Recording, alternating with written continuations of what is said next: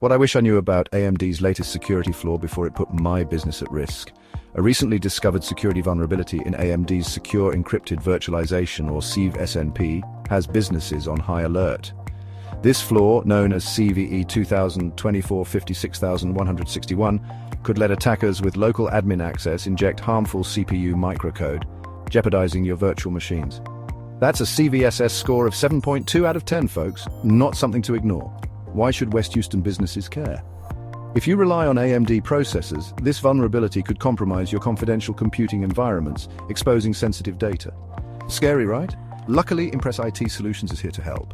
Our team suggests immediate steps like patch management, limiting admin privileges, continuous monitoring, and implementing strict cybersecurity practices, all aimed at keeping your business safe. Google researchers discovered this flaw in September 2024, emphasizing the need for proactive,